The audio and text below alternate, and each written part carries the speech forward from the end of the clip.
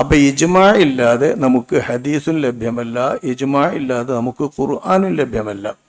അതിൻ്റെ പുറമെ ഇത് സ്വഹാബത്ത് ക്രോഡീകരിച്ചിട്ടുള്ള അന്നത്തെ ആ മുസഹഫിൻ്റെ അതേ പ്രതിയും ക്രമവും തന്നെയാകുന്നു എന്നത് ലോകത്തെ കഴിഞ്ഞ കാല മുസ്ലിം തലമുറകളുടെ എല്ലാം ഇജ്മാ ആണ്.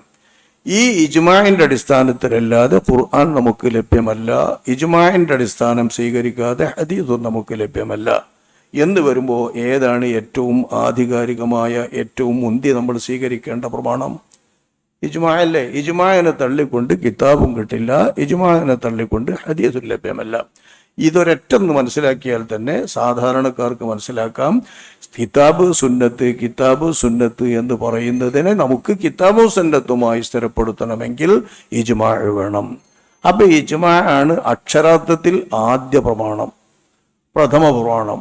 അതിൻ്റെ അടിസ്ഥാനത്തിലാണ് ബാക്കിയെല്ലാം നമുക്ക് പ്രമാണമായിട്ട് എടുക്കാൻ കിട്ടുള്ളൂ, പ്രമാണമായി നമുക്ക് സ്വീകരിക്കാനും കഴിയും. തറാവീഹ് 20 റക്അത്താണെന്നത് ഇജ്മാ ആണെന്നും 8 നമസ്കരിച്ചുവെന്ന ഖബർ വാഹിദിനേക്കാൾ വലിയ പ്രമാണമാണ് ഈ ഇജ്മാ എന്നും ഒരു നേർക്കുനേർ പരിപാടിയിൽ ചോദ്യത്തിൻ്റെ മറുപടിയായി അങ്ങ് പറയുന്നുണ്ട്. എന്നാൽ ഇത് അബദ്ധമാണെന്നും ഖുർആൻ സുന്നത്ത് കഴിഞ്ഞ് ഇജ്മാഇന് സ്ഥാനമുള്ളൂവെന്നും ഒരു മൗലവി പറയുന്നു. ഇജ്മാ ആണോ വലിയ പ്രമാണം? എന്താണ് ആ മൗലവിക്കുള്ള മറുപടി? ആ മൗലവിക്ക് എന്ന് മാത്രമല്ല, സമാന ചിന്താഗതിയുള്ള എല്ലാ മൗലവിമാർക്കും മുസ്ലിംമാർക്കും ഉള്ള മറുപടി ഒന്ന് തന്നെയാണ്. ഇസ്ലാമിക പ്രമാണങ്ങളെ സംബന്ധിച്ച് നല്ലോണം പഠിക്കുക. പ്രമാണങ്ങൾ എന്ന നിലയിൽ ഇസ്ലാമിക പ്രമാണങ്ങളിലെ 3 വിഷയങ്ങൾ സ്ഥാപിക്കാനുള്ള പ്രമാണം. 1 ഖുർആൻ, 2 ഹദീസ്, 3 ഇജ്മാ. ഇത് 3 കൊണ്ടുമാണ് ഹുക്കുമുകൾ സ്ഥാപിക്കുന്ന പ്രമാണം എന്നാണ് നമ്മളെ കണക്ക്. എല്ലാ മദ്ഹബുകാരും അംഗീകരിക്കുന്ന പ്രമാണവും ഇതാണ്. പിന്നെയുള്ള പ്രമാണങ്ങളുടെ കാര്യത്തിലൊക്കെ അഭിപ്രായ വ്യത്യാസങ്ങളുണ്ട്. ചിലർ സ്വീകരിക്കും, ചിലർ സ്വീകരിക്കില്ല. അപ്പം മദ്ഹബുകാർക്കിടയിൽ ഏകീകൃതമായി ഈ 3 പ്രമാണത്തെ എണ്ണുന്നത് 1, 2, 3 എന്ന് എണ്ണുമ്പോൾ 3ാമത് എണ്ണുന്നതാണ് ഇജ്മാ. ഇതെന്തുകൊണ്ടാണെന്ന് വെച്ചാൽ 1 അള്ളാൻ്റെ കലാമാണ്, അപ്പോൾ അള്ളാനെ മുന്തിക്കണം. 2 റസൂലുള്ളാൻ്റെ ഹദീസാണ്, അപ്പോൾ റസൂലുള്ളാനെ 2ാമത് പറയണം. 3 ഉമ്മത്തിൻ്റെ ഇജ്മാ ആണ്, ഉലമാഇൻ്റെ ഇജ്മാ, മുജ്തഹിദീങ്ങളുടെ ഇജ്മാ. അത് 3ാമതാണ് എണ്ണ. അങ്ങനെ എണ്ണുമ്പോൾ 1, 2, 3 എന്ന ക്രമത്തിൽ എണ്ണുന്നതാണ് അതിൻ്റെ അദബ്. അങ്ങനെ തന്നെയാണ് ഉസൂലിൻ്റെ ഗ്രന്ഥങ്ങളിലൊക്കെ അതിൻ്റെ വിവരണവും. 1ാമത്തെ കിതാബ് ഖുർആനെ പറ്റി, 2ാമത്തെ കിതാബ് അതായത് 2ാമത്തെ പരമാധ്യായം ഹദീസിനെ പറ്റി, റസൂലുള്ളാഹിന്റെ ഖബറിനെ സംബന്ധിച്ച്. 3ാമത്തെ വലിയ അധ്യായം നമ്മൾ കൊടുക്കുന്നത് ഇജ്മാ. ഇങ്ങനെ തന്നെയാണ് ഉസൂലിൻ്റെ കിതാബിൽ ഇരിക്കുക. ഇതുകൊണ്ട് പ്രാമാണികതയുടെ കാര്യത്തിലോ പ്രമാണത്തിൻ്റെ കാര്യത്തിലോ ഇത് 3ഉം ഈ ക്രമത്തിൽ മനസ്സിലാക്കാൻ പാടില്ല. 1ാം പ്രമാണം ഖുർആൻ, 2ാം പ്രമാണം ഹദീസ്, 3ാം പ്രമാണം ഇജ്മാ എന്ന് മനസ്സിലാക്കുന്നത് അബദ്ധമാണെന്ന് ഇമാമുന ശാഫിഈ റളിയല്ലാഹു അൻഹു തങ്ങളുടെ സവിസ്തരം പ്രതിപാദിക്കുന്നുണ്ട്. ഇമാമുന ശാഫിഈ തങ്ങളുടെ ബുഖാരിയുടെ റിസാല വായിക്കുന്ന ഒരാൾക്ക് വായിക്കാൻ കഴിയുമെങ്കിൽ അത് വായിച്ചാൽ നല്ലോണം അത് ബോധ്യപ്പെടും. വായിക്കാൻ കഴിയാത്തവർ വായിക്കാൻ കഴിയുന്നവരുടെ അടുത്തുനിന്ന് ഓതുകയോ മനസ്സിലാക്കുകയോ ചെയ്യലാണ് അതിൻ്റെ മറുപടി. ഏറ്റവും പ്രധാനമായി അതിന് മനസ്സിലാക്കാനുള്ള മറുപടി അതാണ്. ഇമാമുന ശാഫിഈ തങ്ങളുടെ റിസാല ശരിക്കൊന്ന് വായിച്ച് പഠിക്കുക, അതല്ലെങ്കിൽ പഠിച്ചോലെടുത്തുനിന്ന് ഓതുക, മനസ്സിലാക്കുന്നവരെടുത്തുനിന്ന് ഓതുക. അങ്ങനെ മനസ്സിലാക്കുമ്പോൾ പ്രമാണമാണെന്ന കാര്യത്തിൽ കിതാബും സുന്നത്തും ഇജ്മാഉം എല്ലാം ഒരേപോലെ പ്രമാണമാകുന്നു എന്ന് മനസ്സിലാക്കാം. അതേസമയം പ്രമാണം കൊണ്ട് വിഷയം സ്ഥിരമാകുന്ന കാര്യത്തിൽ ആ പ്രമാണം കൊണ്ട് സ്ഥിരപ്പെടുന്ന വിഷയത്തിൽ ഖണ്ഡിതമായ ഉറപ്പിനെ തന്നെ നൽകുന്ന പ്രമാണമാണ് ഇജ്മാ. ഒരു കാര്യത്തിൽ പണ്ഡിതന്മാർ ഉമ്മത്തി ഇജ്മാ ആയി എന്ന് പറഞ്ഞാൽ ആ കാര്യം ഖണ്ഡിതമായ വിധിയെ ഉറപ്പാക്കി തരും. ഏത് വിഷയമാണോ ആ വിഷയം ഖണ്ഡിതമായി നമ്മൾ ഉറപ്പിക്കേണ്ട കാര്യമാകുന്നു. ഖത്ഈയായ ദലീലാണ് എന്നാണ് അതിൻ്റെ ഉസൂലിൻ്റെ ഭാഷ. ഖത്ഈയായ ദലീലാണ് ഇജ്മാ. കിതാബും സുന്നത്തും മൊത്തം ഖത്ഈയായ ദലീലല്ല, അങ്ങനെ ഖത്ഈനെ മനസ്സിലാക്കി തരൂല്ല. ഇജ്മാ എന്ന് പറയുന്നത് ഖത്ഈയായ ദലീലാണ്. ഖത്ഈയായ ദലീലാണ് എന്ന് പറഞ്ഞാൽ ഇജ്മാ കൊണ്ട് സ്ഥിരപ്പെട്ട വിഷയം മനുഷ്യൻ വിശ്വസിക്കൽ അനിവാര്യമാണെന്നും ഉറപ്പിക്കൽ അനിവാര്യമാണെന്നും അത് യഖീനായി തന്നെ മനസ്സിലാക്കണമെന്നും തെളിയിച്ചു തരുന്ന പ്രമാണം. അതേ സമയത്ത് കിതാബും സുന്നത്തിലെയും നസ്സുകൾ എന്ന പേരിലുണ്ട്. ആശയം സുവ്യക്തമായി മറ്റൊരു നിലയിലും മനസ്സിലാക്കാൻ പറ്റാവിധം ഇങ്ങനെ തന്നെയാണ് ആശയമെന്ന് വളരെ സുവ്യക്തമായ ഖണ്ഡിതമായ ചിലത്. അത് കുറച്ചേ ഉണ്ടാവുള്ളൂ. ആയത്തിൻ്റെ നസ്സും അതുപോലെ ഹദീസിൻ്റെ നസ്സുകളും കുറച്ചേ ഉണ്ടാവുള്ളൂ. അങ്ങനെയുള്ള നസ്സുകൾ വന്നാൽ ആ വിഷയം ഇജ്മാ ആയിരിക്കുകയും ചെയ്യും.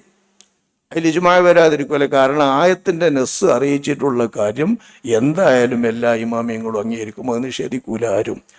ഹദീസിൻ്റെ നസ്സും അറിയിച്ച് ഇതൊക്കെ പഠിക്കണം. ഇത് ഉസൂല് പഠിച്ചു കണ്ട് പറയണം. ഏതെങ്കിലും മൗലവി കയറി നിന്നിട്ട് എങ്ങനെയും സംസാരിച്ചാൽ പോരാ. അപ്പം നസ്സ് എന്ന് പറഞ്ഞാൽ മറ്റൊരു സാധ്യതയും ഇല്ലാത്ത വിധം ഇതുതന്നെയാണ് ആശയമെന്ന് വളരെ സുവ്യക്തവും ഖണ്ഡിതവും അനിഷേധ്യവുമായി ആയത്തും ഹദീസും അറിയിക്കുന്ന കാര്യങ്ങളാണെങ്കിൽ അത് ഇജ്മാഇനൊപ്പമുണ്ട്. അത് ഒപ്പം നിർത്തേണ്ട കാര്യമല്ല ഒന്ന് തന്നെ. കാരണം അങ്ങനത്തെ കാര്യം ഇജ്മാഉമായിരിക്കും. ആ നിലയ്ക്ക് ചിന്തിക്കുമ്പോൾ ഇജ്മാ എന്ന് പറയുന്നത് നമുക്ക് ഉറപ്പിനെയും വിശ്വസിക്കൽ നിർബന്ധമാണെന്നതിനെയും മനസ്സിലാക്കി തരുന്ന ഏറ്റവും മുന്തിയ പ്രമാണമാണ്. ആ പ്രമാണത്തിൻ്റെ താഴെയാണ് കിതാബ് സുന്നത്ത് എന്നതിൽ നിന്നുള്ള ലാഹിറുകളൊക്കെ. കിതാബ് സുന്നത്തിൻ്റെ ലാഹിർ ഖബർ വാഹിദ് ഒക്കെ അതിൽപ്പെട്ടതാ. ഖബർ വാഹിദ് എന്ന് പറഞ്ഞാൽ അതിൻ്റെ അർത്ഥം നമുക്ക് ഉറപ്പ് നൽകാതെ ആശയത്തെക്കുറിച്ച കേവലം അനുമാനം അല്ലെങ്കിൽ നല്ല ധാരണ നൽകുന്ന തെളിവ് എന്നാണ്. നല്ല ധാരണ നൽകുന്ന തെളിവ്. നബി സല്ലല്ലാഹു അലൈഹി വസല്ലമ തങ്ങളുടെ ഹദീസാണത് എന്ന കാര്യത്തിൽ തന്നെ കൃത്യമായിട്ട് ഉറപ്പില്ല. നബിൻ്റെ ഹദീസാണ് ആ വാക്യം എന്നതിൽ തന്നെ കൃത്യമായിട്ട് ഉറപ്പില്ല. അതുപോലെ തന്നെ ഖുർആനിൻ്റെ വാക്കുകൾ എന്ന് പറഞ്ഞ ആശയങ്ങൾ കൃത്യമായും ഉറപ്പ് നൽകുന്ന വിധമല്ല. കാരണം ഒരായത്തിന് ഒരുപാട് സാധ്യതകളുണ്ട്, അർത്ഥസാധ്യതകൾ. ഈ അർത്ഥസാധ്യതകൾ പല നിലയിലുമാകുമ്പോൾ ആ അർത്ഥസാധ്യതകൾ ഇന്നത് തന്നെയാണ് ഈ ആയത്തിൻ്റെ ഉദ്ദേശമില്ല. അതുകൊണ്ട് തന്നെ ഇങ്ങനത്തെ ലാഹിറുകൾ എന്നാണ് അതിന് പറയുക. അതിൻ്റെ ലാഹിർ അനുസരിച്ച് മനസ്സിലാക്കുന്ന, പ്രബലമായും അതിൽ നിന്ന് മനസ്സിലാക്കാവുന്ന, പ്രത്യക്ഷത്തിൽ അതിൽ നിന്ന് പ്രത്യക്ഷരം മനസ്സിലാക്കാവുന്ന ആശയം, ഈ ആശയത്തിൻ്റെ മേലറിയിക്കുന്ന ഖുർആൻ വാക്യങ്ങൾ ഹദീസിൻ്റെ വാക്യങ്ങളെക്കാൾ പ്രമാണത്തിൻ്റെ കാര്യത്തിൽ ഏറ്റവും മുന്തിയ സ്ഥാനവും ഖണ്ഡിതമായ ഉറപ്പിനെ പ്രദാനം ചെയ്യുന്ന പ്രമാണവുമാണ് ഇജ്മാ എന്ന കാര്യം ഉറപ്പാണ്. അതാണ് അപ്പോൾ ശരിക്ക് അക്ഷരാർത്ഥത്തിൽ ഒന്ന്, പ്രാമാണികതയുടെ കാര്യത്തിൽ ഒന്ന്. അതിനെ തോൽപ്പിച്ചിട്ട് മറ്റൊരു പ്രമാണമില്ല. അപ്പോൾ ഹദീസും കിതാബും നസ്സായാൽ ഇജ്മാ അവിടെ ഉണ്ട് താനും. ഇതുകൊണ്ടാണ് ഇജ്മാഇനെ ഏറ്റവും പ്രബലമായ പ്രമാണം എന്ന് നമ്മുടെ ഇമാമുകളൊക്കെ മനസ്സിലാക്കി തരുന്നത്. ഖത്ഇനെ മനസ്സിലാക്കി തരുന്നു പറഞ്ഞാൽ അത് സാധാരണക്കാർക്ക് മനസ്സിലാകുന്നൊരു ഭാഷ പറഞ്ഞാൽ ഞാനൊന്ന് പറഞ്ഞ ഉദാഹരണം പറയാം. ആ അളമാറകളിൽ കിടക്കുന്ന മുസഹഫ് അത് അള്ളാൻ്റെ കലാമാണ്, അള്ളാഹുവിൻ്റെ കലാം സമാഹരിച്ചതാണ് എന്ന് നമുക്ക് ഉറപ്പിട്ടുണ്ടേ. ഇത് ഉറപ്പ് കിട്ടിയെങ്കിലല്ലേ അത് അള്ളാൻ്റെ കലാമും കിതാബുമായിട്ട് തീരുള്ളൂ. ഇതൊന്ന് ആദ്യം മനസ്സിലാക്കുക. സാധാരണ മനസ്സിലാള് പറയുന്നത് മനസ്സിലാളല്ലേ. ആ കാണുന്ന കലാമ് അല്ലെങ്കിൽ നമ്മൾ കൈ പിടിക്കുന്ന മുസഹഫ്, ഈ മുസഹഫ് അഷ്റഫുൽ ഖൽഖ് സ്വല്ലല്ലാഹു അലൈഹി വസല്ലമ തങ്ങളിലേക്ക് അള്ളാഹു അവതരിപ്പിച്ച ഖുർആൻ എന്ന് പറയുന്ന മഹത്തായ ആ ദിവ്യ ഗ്രന്ഥമാകുന്നു എന്ന് നമുക്ക് ഉറപ്പ് തരുന്ന പ്രമാണം ഏതാണ്? അത് ഇജ്മാഉൽ ഉമ്മത്താണ്. ഈ ഉമ്മത്ത് ഏകോപിക്കണം. ഇതന്നെയാണ് നബി സല്ലല്ലാഹു അലൈഹി വസല്ലമ തങ്ങൾക്ക് അള്ളാഹു തആല ഇറക്കി കൊടുത്ത കലാം. അപ്പം ഇത് അള്ളാഹിൻ്റെ കലാമാണ് എന്ന് ഉറപ്പാകുക. അപ്പം അള്ളാഹുവിൻ്റെ കലാമാണ് എന്ന് ഉറപ്പാവാനും അള്ളാഹുവിൻ്റെ ആ കലാമിൻ്റെ പദങ്ങളിൽ മാറ്റമില്ലാതെ തന്നെയാണ് അത് നിലകൊള്ളുന്നത് എന്ന് ഉറപ്പിക്കാനും വിശ്വസിക്കാനും നമുക്ക് ഏറ്റവും വലിയ പ്രമാണം ഏതാണ്? ഇജ്മാഉൽ ഉമ്മ. ഈ ഉമ്മത്തിൻ്റെ ഇജ്മാ കൊണ്ടാണ് അത് സ്ഥിരപ്പെടുക. ഇനി ഹദീസുകൾ നോക്കിക്കോളൂ. അള്ളാഹിൻ്റെ റസൂലിൻ്റെ ഹദീസ് നമുക്ക് എങ്ങനെയാണ് കിട്ടുക? ബുഖാരി, മുസ്ലിം, അല്ലേ, തുർമുദി, അബൂദാവൂദ് ഇങ്ങനെയുള്ള സിഹാഹു സിത്ത് അതുപോലത്തെ ഗ്രന്ഥങ്ങളിൽ ക്രോഡീകരിച്ച് വച്ചിരിക്കുന്നതാണ് നബി സല്ലല്ലാഹു അലൈഹി വസല്ലം തങ്ങളുടെ ഹദീസ്. ഈ ഹദീസുകളുടെ ഗ്രന്ഥങ്ങൾ തന്നെ ഇന്നാലിന്നവർ രചിച്ച ഗ്രന്ഥമാണ്, അത് ഹദീസിൻ്റെ ഗ്രന്ഥമാണ് എന്ന് നമുക്ക് ഉറപ്പ് കിട്ടുന്ന പ്രമാണം എന്താണ്? സ്വഹീഹുൽ ബുഖാരിൻ്റെ ഒരു ഏടെടുത്തിട്ട് ഇത് ബുഖാരിയാണ് പറയാ, വേഗം അച്ചു നോക്കിയിട്ട് വായിക്കാം. പക്ഷേ ഇത് സ്വഹീഹുൽ ബുഖാരി എന്ന പേരിൽ ഇമാം മുഹമ്മദ് ബിൻ ഇസ്മായിൽ അൽ ബുഖാരി തങ്ങൾ അവർകൾ ക്രോഡീകരിച്ചിട്ടുള്ള ഗ്രന്ഥമാകുന്നു. അദ്ദേഹം ഇതിൽ സ്വഹീഹായ ഹദീസുകൾ മാത്രം തിരഞ്ഞെടുത്തുകൊണ്ട് ക്രോഡീകരിച്ചതാണ്. ആ ഗ്രന്ഥമാണിത് എന്ന് ആദ്യം തിരിയണ്ടേ? എന്നാലല്ലേ അയിത്തെ ഹദീസ് നമുക്ക് പ്രമാണമാവുള്ളൂ.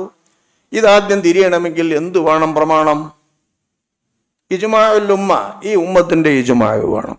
അപ്പൊ ഉമ്മത്ത് ഏകകണ്ഠമായി സ്ഥാപിച്ച് വിശ്വസിക്കുന്നതനുസരിച്ച് ഖുർആനാണ് എന്ന് മനസ്സിലാവുള്ളൂ. നമ്മളിപ്പോ ഖുർആൻ എന്ന് പറയുന്ന മുസഹഫ് അള്ളാന്റെ കലാമായ ഖുർആൻ തന്നെയാകുന്നു എന്ന് ഉറപ്പ് കിട്ടണമെങ്കിൽ ഇജ്മാ ആയത്ത് ഇന്ന സൂറത്തിലാണ്, ഇന്ന സൂറത്തുകൾ ഇന്നിന്ന സൂറത്തുകളുടെ ബേക്കലും മുന്നിലുമാണ്, ഇന്ന ക്രമത്തിലാണ്. ഇതെല്ലാം ഇവിടെ സ്ഥിരപ്പെടുന്നത് സ്വഹാബത്തിന്റെ ഇജ്മാ കൊണ്ടാണ്. സ്വഹാബത്തിന്റെ ഇജ്മാ ഇല്ലെങ്കിൽ അള്ളാഹുവിൻ്റെ കലാമ് നമുക്ക് ആ കലാമായി കിട്ടില്ല. അപ്പൊ ഇജ്മാ കൊണ്ടേ അള്ളാഹുവിൻ്റെ കലാമായ ഖുർആൻ നമുക്ക് കിട്ടുന്നുള്ളൂ. അതേപോലെ തന്നെ ഹദീസിന്റെ കിതാബുകളിൽ നിന്നാണ് നമുക്ക് ഹദീസ് ലഭ്യമാകുന്നത്. ഇന്നത്തെ കാലം വെച്ച് സംസാരിക്കുക, നമുക്ക് ഹദീസ് ലഭ്യമാകുന്ന കിതാബുകൾ, ആ ഹദീസിന്റെ കിതാബുകൾ ഇന്നിന്ന ആളുകളുടെ കിതാബുകളാണ് എന്നത് ലോക മുസ്ലിമീങ്ങൾ അത് ഉപയോഗിച്ച് വരുന്നവരും മനസ്സിലാക്കി വരുന്നവരുമായ പണ്ഡിതന്മാരും ഇമാമിയങ്ങളും മുഹദ്ദിഥീങ്ങളും ഏകോപിക്കുമ്പോഴാണ് ഇജ്മാ കൊണ്ടാണത് സ്ഥിരപ്പെടുക. അപ്പൊ ഇജ്മാ ഇല്ലാതെ നമുക്ക് ഹദീസും ലഭ്യമല്ല, ഇജ്മാ ഇല്ലാതെ നമുക്ക് ഖുർആനും ലഭ്യമല്ല. അതിൻ്റെ പുറമെ ഇത് സ്വഹാബത്ത് ക്രോഡീകരിച്ചിട്ടുള്ള അന്നത്തെ ആ മുസഹഫിന്റെ അതേ പ്രതിയും ക്രമവും തന്നെയാകുന്നു എന്നത് ലോകത്തെ കഴിഞ്ഞ കാല മുസ്ലിം തലമുറകളുടെ എല്ലാം ഇജ്മാ ആണ്. ഈ ഇജ്മാഇന്റെ അടിസ്ഥാനത്തിലല്ലാതെ ഖുർആൻ നമുക്ക് ലഭ്യമല്ല, ഇജ്മാഇന്റെ അടിസ്ഥാനം സ്വീകരിക്കാതെ ഹദീസും നമുക്ക് ലഭ്യമല്ല എന്ന് വരുമ്പോൾ ഏതാണ് ഏറ്റവും ആധികാരികമായ ഏറ്റവും മുന്തി നമ്മൾ സ്വീകരിക്കേണ്ട പ്രമാണം? ഇജ്മാ അല്ലേ? ഇജ്മാഇനെ തള്ളിക്കൊണ്ട് കിതാബും കിട്ടില്ല, ഇജ്മാഇനെ തള്ളിക്കൊണ്ട് ഹദീസും ലഭ്യമല്ല. ഇതൊരൊറ്റൊന്ന് മനസ്സിലാക്കിയാൽ തന്നെ സാധാരണക്കാർക്ക് മനസ്സിലാക്കാം. കിതാബ് സുന്നത്ത് എന്ന് പറയുന്നതിനെ നമുക്ക് കിതാബും സുന്നത്തുമായി സ്ഥിരപ്പെടുത്തണമെങ്കിൽ ഇജ്മാ വേണം. അപ്പൊ ഇജ്മാ ആണ് അക്ഷരാർത്ഥത്തിൽ ആദ്യ പ്രമാണം, പ്രഥമ പ്രമാണം. അതിൻ്റെ അടിസ്ഥാനത്തിലാണ് ബാക്കിയെല്ലാം നമുക്ക് പ്രമാണമായിട്ട് എടുക്കാൻ കിട്ടുള്ളൂ, പ്രമാണമായി നമുക്ക് സ്വീകരിക്കാനും കഴിയുള്ളൂ.